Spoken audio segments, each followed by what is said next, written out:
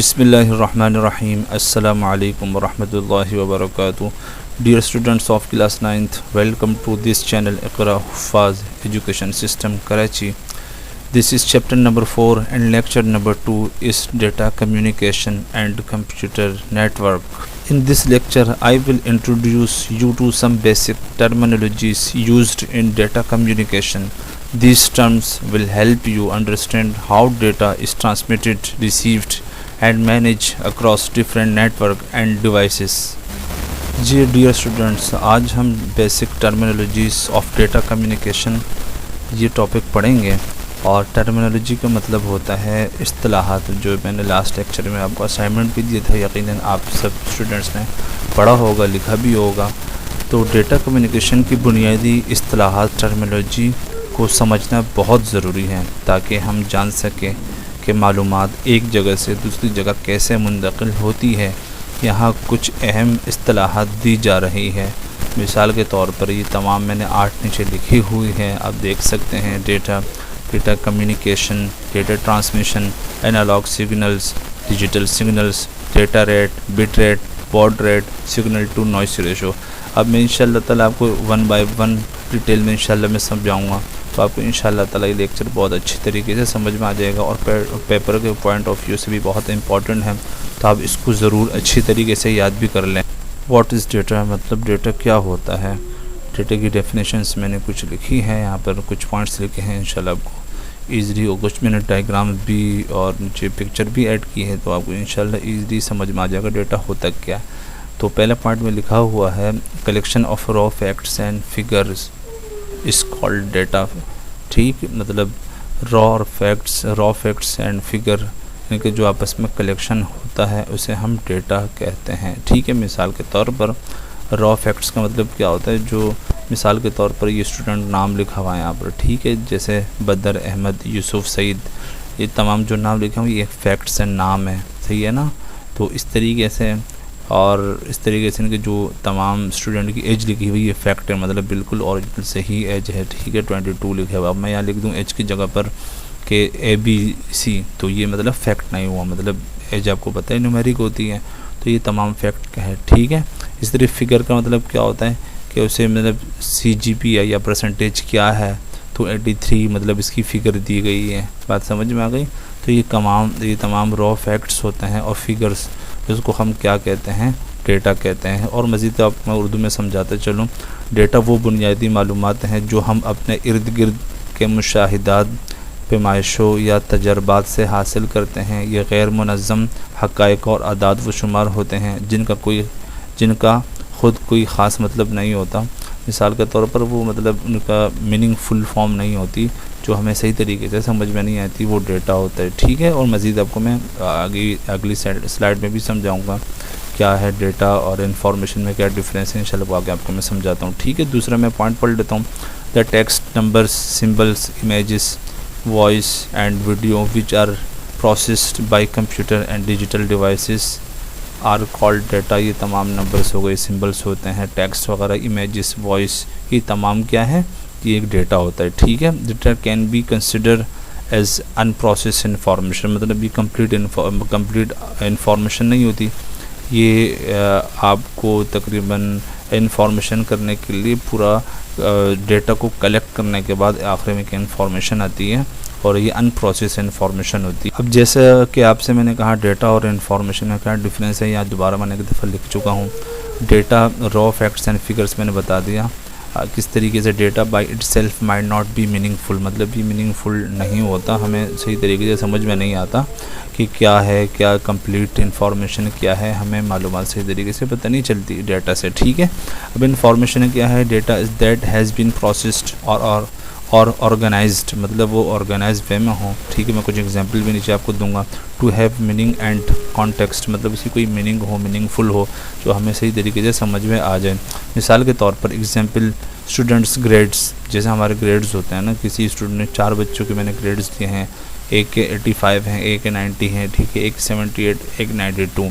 अब मैंने नीचे क्या लिखा है आप देख लें, these are just numbers representing grades, मतलब कि ग्रेड को रिप्रेजेंट करते हैं, ठीक है, by them self, they don't provide much insight, मतलब ये बहुत ज़्यादा मुझे यहाँ से वो नहीं मिल रही क्या है, मतलब ग्रेड्स होता क्या है, किस तरीके से क्या कॉम्बिनेशन है। ठीक है, अब इन्फॉर्मेशन के ज़रिए मैं देख सकता हूँ कि पूरी एवरेज क्या निकल रही है। ठीक है ना, इस तरीके से information the average grade for the class इस 86, मतलब इसकी जो क्लास की एवरेज आई वो 86 मेरे सामने एक इन्फॉर्मेशन आ गई। ठीक है, ये अनप्रोसेस इन्फॉर्मेशन थी और यहाँ पूरी प्रोसेस हो गया 86 मेरे सामने एवरेज आ चुका है।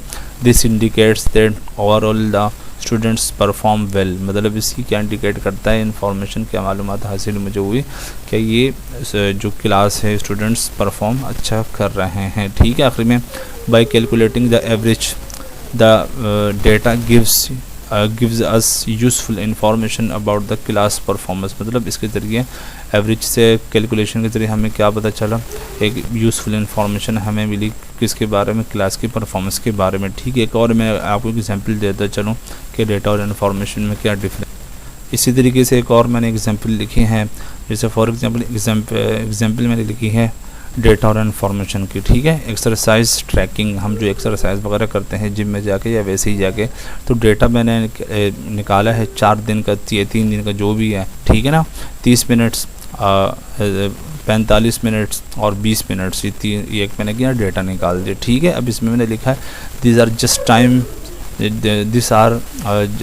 Are just time spend exercising on different days, मतलब ये हम डिफरेंट दिनों में, सही है ना, हमने एक्सरसाइज की हैं। अब इसकी इन्फॉर्मेशन मुझे अगर निकालनी हो कि एक दिन में मेरी एवरेज क्या बन रही है। ठीक है, अगर मतलब एवरेज कम बन रही है तो मुझे ज़्यादा एक्सरसाइज करनी है, ज़्यादा बन रही है तो मुझे कम करनी है, तो इससे मेरी जो पूरी जो इन्फॉर्मेशन है वो मिल सकती है। ठीक है, तो इन्फॉर्मेशन क्या है इसकी, the average exercise duration per day is 31.7 minutes, जो एवरेज निकली है 31.7 मिनट्स। ठीक है, which shows a consistent exercise routine, मतलब ये हमें क्या शो कर रही है कि हम मतलब कंसिस्टेंट हैं एक्सरसाइज, मतलब अपने जो रोज़मर्रा जो हम एक्सरसाइज करते हैं उसमें कंसिस्टेंट करते हैं, मतलब कि रोज़ करते हैं। ठीक है, और रेगुलर मतलब करते हैं।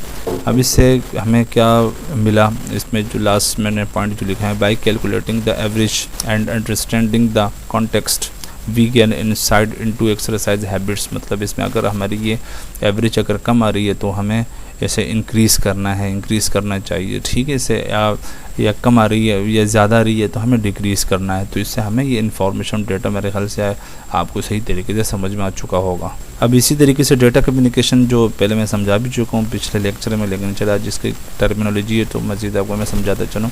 ये डेटा कम्युनिकेशन मतलब वो प्रोसेस होता है जो एक डिवाइस से दूसरी डिवाइस तक हमारा डेटा ट्रांसफ़र करना, एक जगह से या दूसरी जगह तक हमारा डेटा ट्रांसफ़र करने के लिए हम डेटा कम्युनिकेशन डिवाइसेस या उस प्रोसेस का हम यूज़ करते हैं। जैसे मिसाल के तौर पर data communication is the process of transferring data electronically from one place to another place, मतलब इलेक्ट्रॉनिकली हम एक जगह से दूसरी जगह हम जो डेटा ट्रांसफ़र करते हैं उस प्रोसेस, उस अमल को हम डेटा कम्युनिकेशन कहते हैं। ठीक है, दूसरा point, it is the process of exchange of data and information, मतलब डेटा और इन्फॉर्मेशन मैं आपको पहले बता चुका हूँ डेटा क्या है, इन्फॉर्मेशन क्या है, between two parties such as human and electronic और कंप्यूटिंग डिवाइस। अब इसी तरीके से डेटा ट्रांसमिशन का मतलब ये होता है, ठीक है, एक से दूसरी जगह जो मेरा डेटा जा रहा है वो किसके थ्रू जा रहा है, उनके दरमियान में क्या इस्तेमाल होता है, क्या कौन सी मतलब मीडियम, कौन सा ट्रांसमिशन मीडियम इस्तेमाल होता है जो हमारा डेटा एक से दूसरी जगह जाने के काबिल बनता है। ठीक है, उसके लिए तो वायर होता है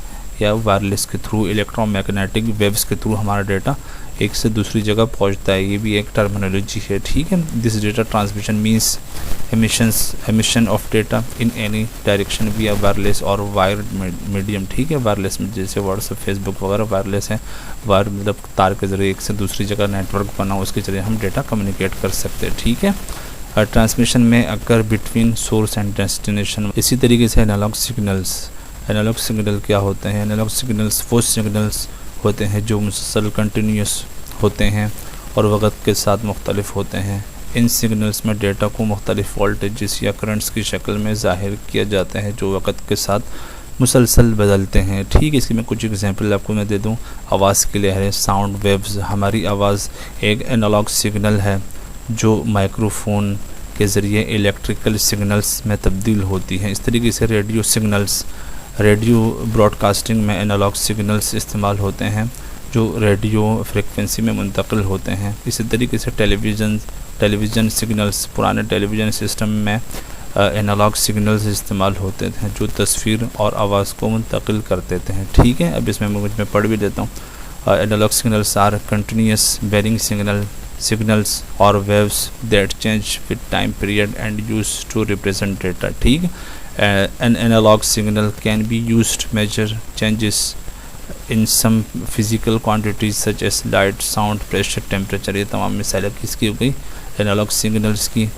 अब इसी तरीके से डिजिटल सिग्नल्स होते हैं। डिजिटल सिग्नल्स वो सिग्नल्स होते हैं जो गैर मुसलसल डिस्क्रीट होते हैं और वक़्त के मखसूस वक्फ़ों में मुख्तलिफ़ सतहों लेवल्स में तब्दील होते हैं, जिनमें सबसे आम सतहें 0 और 1 होती हैं। इसकी कुछ मिसालें मैं आपको देते चलूँ।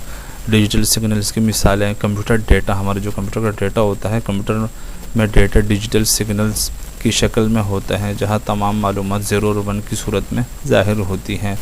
इसी तरीके से एक और मिसाल digital electronic devices, mobile phones हो गया, डिजिटल कैमरे हो गए। ठीक है, इसी तरह डिजिटल घड़ियाँ हो गई, डिजिटल सिग्नल्स हो गए, डिजिटल सिग्नल्स पर काम करती है ये तमाम। ठीक है, इसी तरीके से डिजिटल कम्युनिकेशंस, ईमेल हो गया, ठीक है, इंटरनेट, डिजिटल टेलीविज़न हो गया। ठीक है, इसमें तमाम डिजिटल सिग्नल्स की शक्ल में मुंतकिल होता है। और अब इसी तरीके से डेटा रेट वो रफ्तार है जिस पर डेटा को एक जगह से दूसरी जगह मुंतकिल किया जाता है। उसे आम तौर पर बैंडविड्थ या ट्रांसमिशन रेट भी कहा जाता है। डेटा रेट को बिट्स फी सेकंड BPS में नापा जाता है और इसकी अहमियत बहुत होती है। डेटा कम्युनिकेशन में डेटा की मुंतकिली की कारकर्दगी बहुत अच्छी बनाता है। डेटा रेट ज़्यादा हो तो डेटा तेज़ी से मुंतकिल होता है, जिससे कारकर्दगी बेहतर होती है और नेटवर्क की सलाहियत में भी बहुत इजाफा हो जाता है डेटा रेट की वजह से। ज़्यादा डेटा रेट का मतलब है कि नेटवर्क ज़्यादा डेटा को कम वक्त में मुंतकिल कर सकता है। ठीक है ना, और ये मोस्ट इम्पॉर्टेंट पार्ट होता है डेटा कम्युनिकेशन का। बॉड रेट वो शरह है जिस पर सिग्नल्स या सिंबल्स को मुंतकिल किया जाता है, उसे आमतौर पर सिग्नल रेट भी कहा जाता है। बॉड रेट इस बात की निशानदेही करता है कि हर सेकंड में कितने सिंबल्स या सिग्नल्स भेजे जा रहे हैं। बॉड रेट को बाउड्स फी सेकंड में नापा जाता है और इसकी अहमियत भी बहुत है। डेटा ट्रांसमिशन की रफ्तार अच्छी हो जाती है। बाउड रेट सिग्नल्स की तादाद को ज़ाहिर करते हैं जो एक सेकंड में मुंतकिल हो रहे हैं, जो कि डेटा ट्रांसमिशन की रफ्तार को मुतासिर करता है। इसी तरीके से सिग्नल्स की कारकर्दगी भी अच्छी हो जाती है। बाउड रेट सिग्नलिंग की कारकर्दगी का अहम हिस्सा है, जो कि डेटा कोडिंग और मॉड्यूलेशन के तरीके पर मुनहसर होता है। ठीक है, और ये भी बहुत इम्पोर्टेंट पार्ट होता है डेटा ट्रांसमिशन और डेटा कम्युनिकेशन के लिए। और इसी तरीके से जो लास्ट टर्मिनोलॉजी है आपकी बुक के हवाले से, तो सिग्नल टू नॉइज़ रेशो। ठीक, सिग्नल टू नॉइज़ रेशो, इसका जो SNR भी इसे कहते हैं, एक पैमाना है जो कि सिग्नल की ताकत को नॉइज़ शोर की ताकत के साथ मुवाजना करता है। ये इस बात की निशानदेही करता है कि असल सिग्नल जो मतलूबा मालूमात को लेकर जाता है, नॉइज़ गैर मतलूबा शोर के मुकाबले में कितना मजबूत है। SNR को आम तौर पर डेसिबल में नापा जाता है, मतलब डेसिबल इसका एक यूनिट होता है। ठीक है, अब सिग्नल टू नॉइज़ रेशो ज़्यादा होने से सिग्नल की क्वालिटी बेहतर होती है, क्योंकि मतलूबा सिग्नल नॉइज़ के मुकाबले में ज़्यादा महफूज होता है। ये इसका बेनिफिट है, इसकी अहमियत है। ठीक है, बेहतर सिग्नल टू नॉइज़ रेशो के साथ कम्युनिकेशन सिस्टम ज़्यादा दुरुस्तगी से काम करते हैं और गलतियों के इम्कानात कम होते हैं। ये भी बहुत मोस्ट इम्पॉर्टेंट या बहुत ज़्यादा ज़रूरी पार्ट होता है किसी भी डेटा कम्युनिकेशन को अच्छा करने के लिए। उम्मीद है आपको वीडियो अच्छी लगी होगी और इंशाल्लाह फिर अगली वीडियो में, अगले लेक्चर में इंशाल्लाह आपसे मिलते हैं। अस्सलाम वालेकुम रहमतुल्लाहि व बरकातहू।